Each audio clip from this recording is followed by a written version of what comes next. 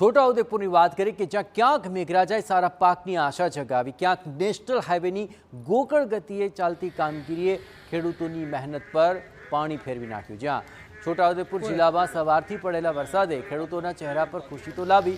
લાંબા સમયથી વરસાદની રાહ તેઓ જોઈ રહ્યા હતા, પણ ખેડૂતો 2 વખત નિષ્ફળ ગયેલા વાવેતર બાદ હવે ત્રીજી વખત પાક બચાવવાની આશા સેવી રહ્યા છે।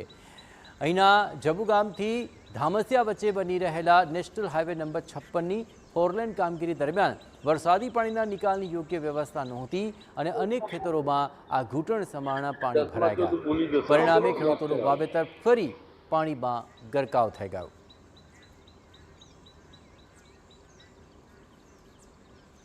તો ફેલ જ ગયો। આગળ જે વરસાદ ખેંચાયો હોય એની અંદર બિયારણ ફેલ ગયું અને આ વરસાદ પડ્યો અને એક બાજુ હાઈવે બની રહ્યો છે, એના માટે કોઈ નિકાસ નહીં પાણીનો।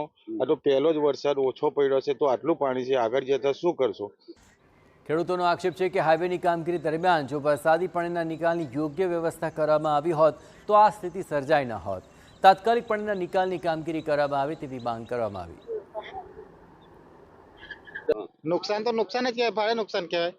એમ બહેનો હાડા માટે બી બહેનો છે, પણ મતલબ પાણીનો નિકાસ જોઈએ। મોટા ભાગે પાણીનો નિકાસ અંતરે અંતરે મૂકવો જોઈએ અને મોટું વિકાસ થવો જોઈએ તો કામ સોલિડ કહેવાય। બાકી આ તો બધું એવું જ કહેવાય કે પાણીનો નિકાસ જોઈએ જ।